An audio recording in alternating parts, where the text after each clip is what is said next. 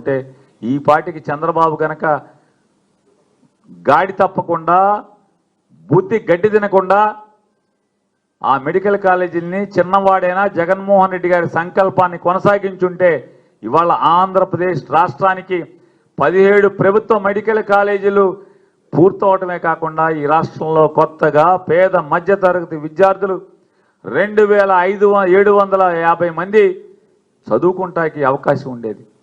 PG సీట్లు వచ్చే జగన్ గారు మొదలుపెట్టినటువంటి 5 మెడికల్ కాలేజీల్లో దాదాపుగా 60-70 పీజీ సీట్లు ఇవాళ కేంద్ర ప్రభుత్వం మంజూరు చేసింది.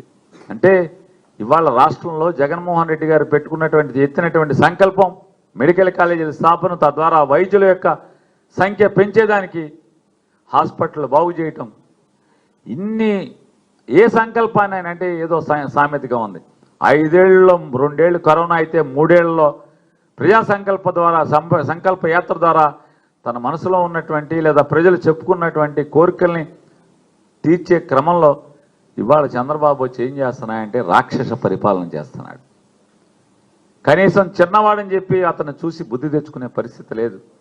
వాటన్నిటిలో కూడా విషం చిమ్మటం, అవన్నీ చిదిమేయటం, మసిపోయటం, వాడికి ప్రజల్ని మళ్ళీ కష్టాల పాలు, పేదలు చదువులు లేకుండా ఉండే పరిస్థితులు, పెత్తందారి మనస్తత్వం, వెనుకబడిన కులాలు లేదా పేద కులాల్లో ఉన్నటువంటి మనుషులు చదువుకుంటే ఉన్నత విద్యలు చదివి అభ్యసిస్తే డబ్బున్నోళ్ళ ఇళ్లలో పనిచేయటానికి ఎవడు దొరుకుతాడనేటువంటి తప్పుడు ఆలోచనతోనే ఇవాళ పెత్తందారి మనస్తత్వంతోనే పేద మధ్యతరగతి వర్గాలకి చదువుని దూరం చేస్తూ, వైద్య విద్యను దూరం చేస్తూ వాళ్ళ జీవితాలని బుగ్గిపాలు చేసేటువంటి ప్రభుత్వం ఇవాళ సంవత్సరం 9 మాసాలు గడిచేప్పటికే ప్రజల హాహాకారాలతో అయ్యా మేము తప్పు చేశాం, దుర్మార్గమైన ప్రభుత్వాన్ని ఎన్నుకున్నాం, మళ్ళీ నీ ప్రజా సంకల్ప యాత్ర ద్వారా ఏర్పాటు చేసినటువంటి ఆ ప్రభుత్వం మళ్ళీ నువ్వు తొందరలో రావాలని చెప్పని ఎన్నడూ ఓటైనటువంటి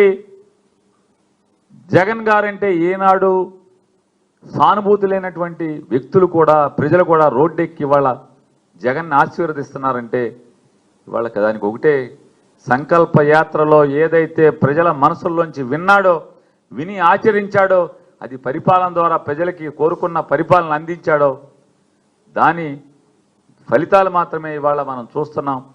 ఇవాళ దుర్మార్గమైన ప్రభుత్వం నిన్నో మొన్నో మన రాష్ట్రంలో కాదు దేశంలోనే అత్యంత ధనిక ముఖ్యమంత్రి అయినటువంటి ధనిక రాజకీయ నాయుడు అయినటువంటి నారా చంద్రబాబు నాయుడు గారి పుత్రరత్నం మాట్లాడుతున్నాడు. జగన్మోహన్ రెడ్డి పొలాలు చూస్తాకి వెళ్తే వెళ్ళాడు, కానీ ఎవరిని చంపకుండా రావయ్యా జగన్మోహన్ రెడ్డి అంటున్నాడు. అరే చంపే అలవాటు అయ్యా లోకేష్, మనుషుల్ని చంపే అలవాటు మీ నాన్నది నీదే అనేది చరిత్ర చెప్తుంది. కందుకూరులో ఓట్లు అడుక్కుంటాకెళ్ళి 7 మందినో 9 మందినో పొట్టన పెట్టుకున్నటువంటి చరిత్ర నీది మీ నాన్నది కాదా? 8 మందిని పొట్టన పెట్టుకున్నావంట. గుంటూరులో పేదరికాన్ని ఆసరాగా చేసుకుని పేదరికానికి ఎర్రేసామని చెప్పని 100 రూపాయల చీరలు పంచి పెడతామని చెప్పి రమ్మని చెప్తే పాపం పేదలు నమ్మి వస్తే వాళ్ళకి చీరలు సక్రమంగా పంచిపెట్టకుండా మీ ఫోటోల కోసం వీడియోల కోసం జనం గుమ్మిగూటి తోసుకునేది కనపడాలి కాబట్టి చీరలు విసిరితే లారీల్లోంచి ఆ తొక్కిసలాటలో అమాయకులైన పేదలు 7 అసూలు బాయలేదా? 3 అసూలు బాచి చనిపోలేదా అని అడుగుతున్నాను. ఇంకా మీ పాలనలో ఇవాళ గుళ్ళలో ఎంతమందిని చంపేస్తున్నారు మీరు. సింహాచలంలో గోడ కట్టించారంట.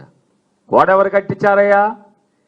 పోలీసు శాఖని, లా అండ్ ఆర్డర్ని కాకుండా మిగతా అన్ని శాఖల్లో ఏలెట్టి గిరగిరగా తిప్పేటువంటి ఒక పెద్ద మీ ట్రబుల్ షూటర్ అని ఫీల్ అవుతున్నటువంటి ఒక మంత్రి గారు ఉంది. ఆవిడ దగ్గరుండి కట్టించింది. ఆ గోడ ఏదో వాళ్ళు కడుతున్నప్పుడు పడినా బాగుండేది, పరిశీలన చేస్తాకు వచ్చినప్పుడైనా బాగుండేది, రాష్ట్రానికి దరిద్రం వదిలేదు. ఇవాళ చచ్చిపోతే మీకు బాధ్యత లేదా? కాంట్రాక్టర్ బాధ్యత. తిరుపతిలో దర్శనానికి క్యూల్లో టికెట్లు ఇచ్చేదానికి తొక్కిసలాట్లో తిరుపతిలో అసూలు బాయటమా? 30 మందా ఎంతమంది? 9 మంది ప్రాణాలు గాలిలో కలిసినాయి. అంటే దేవుడు దర్శనానికి వస్తే వాళ్ళ సరాసరి దేవుడి దగ్గరికి పంపించినటువంటి చరిత్ర మీ పరిపాలన. నిన్నగాక మొన్న గుడిలో చచ్చిపోతే ప్రైవేట్ గుడి అంటే, అరే రాష్ట్రంలో లా అండ్ ఆర్డర్ మీ నాన్న దగ్గర ఉందయా, సిగ్గు లేకుండా మాట్లాడుతున్నారు ప్రైవేట్ గుడి అని. చంద్రబాబు 75 ఏళ్ళు చంద్రబాబుకి సిగ్గు లేదు ఆ మాట మాట్లాడతాకి. ఎంపటి తిరిగే మంత్రులకి సిగ్గు శరం లేదు. ప్రైవేట్ గుడి అయితే ఏంటి, ఏ గుడి అయితే ఏంటి, లా అండ్ ఆర్డర్ మీదా కాదా ఈ రాష్ట్రంలో? అరే ప్రజలు ఏకాదశి రోజు దైవ దర్శనం కోసం కాశీబొగ్గులో తండోపతండాలుగా బయలుదేరుతుంటే మీ పోలీసు వ్యవస్థ ఏం చేస్తుంది, మీ పోలీస్ స్టేషన్లు ఏం చేస్తున్నాయి, మీ సిఐలు డిఎస్పీలు డిఐజీలు ఎస్పీలు ఏం చేస్తున్నారు? వైసీపీ వాళ్ళ మీద తప్పుడు కేసులు పెడుతుంది తప్పితే ఏం చేస్తున్నారు మీరని చెప్తున్నా. తెలీదా మీకు? చచ్చిపోతే ప్రైవేట్ గుడా, మరి లా అండ్ ఆర్డర్ మీకెందుకు? మాకు ఇచ్చేయండి. అయితే జగన్మోహన్ రెడ్డికి చూపిస్తాడు. శాతకానుడి పరిపాలనలోకి వస్తే తప్పుడు ఆలోచనలోళ్ళు, డబ్బు మేయటమే పనిగా ఉన్నవాళ్ళు మీలాంటి వాళ్ళు ఇవాళ వెళ్తున్న ఏలుబడిలో ఇవాళ ప్రజలకు శాపం మీలాంటి వాళ్ళు. జగన్మోహన్ రెడ్డి గారు ఏం వెళ్తాడు, అది ఏం పరిశీలిస్తాడో, ఏం చెప్తాడో అవి చేద్దాం. మన లోపాలను సరిదిద్దుకున్నటువంటి బుద్ధి జ్ఞానం లేని ప్రభుత్వం మీది. పెళ్ళాం పిల్లలతో క్రికెట్లకు తిరిగేటువంటి రైతులు ఇక్కడ చస్తంటే అలో లక్షణ అని తుఫానికి పెళ్ళాం పిల్లలతో సరదాకి క్రికెట్ చూసుకుంటారు వెళ్ళి. అధికారం ఉంటే అమిత్ షా కోడికి ఏంటి, కొండ మీద కోర్టు కూడా సావాసం చేస్తాయి. అమ్మ మీరు పెద్ద గొప్పళ్ళు పోటుగాళ్ళలాగా క్రికెట్లో మీరు ఆడిచ్చామని చెప్తారు. మీరు లేకపోతే క్రికెట్ లేదు ఈ భారతదేశంలో.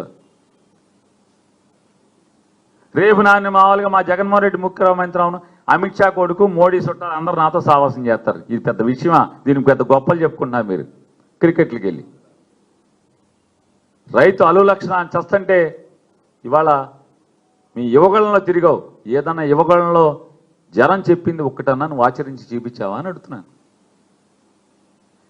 కాబట్టి బతికితే రాజకీయ నాయకుడు ఎవడైనా సరే అయితే రాజశేఖర రెడ్డి లాగా బతకాలి, లేదా జగన్మోహన్ రెడ్డి లాగా బతకాలనేది ఇవాళ ఈ ప్రజా సంకల్ప యాత్ర ద్వారా ఏర్పాటైన ప్రభుత్వం ద్వారా నిరూపించుకున్నారు. కాబట్టి 8 సంవత్సరాలు పూర్తి చేసుకున్న సందర్భంగా జగన్మోహన్ రెడ్డి గారికి, జగన్మోహన్ రెడ్డి గారి వైఎస్ఆర్ కాంగ్రెస్ పార్టీ కుటుంబ సభ్యులందరికీ కూడా శుభాకాంక్షలు తెలియజేస్తూ మళ్ళీ అదే స్ఫూర్తితో మళ్ళీ 2027 సంవత్సరంలో ప్రజా సంకల్ప యాత్ర మళ్ళీ పునరంకితం అవుతూ రాబోయే 2 సంవత్సరాలు 27 నుంచి 2 సంవత్సరాలు ప్రజల మనసుల్లో ఎన్ని బాధలున్నాయి, ఈ పాపాత్మలు, ఈ రాక్షసులు, ఈ అసుర మూకలు ఏమేమి వాళ్ళని కష్టాలు పెట్టారో, బాధలు పెట్టారో అవన్నీ తెలుసుకోవటం, వారికి ఏం కావాలో మళ్ళీ తెలుసుకుని గుర్తెరిగి 2029లో ఏర్పడబోయేటువంటి మరొక నయా ప్రజా సంకల్ప యాత్ర ద్వారా ఏర్పడే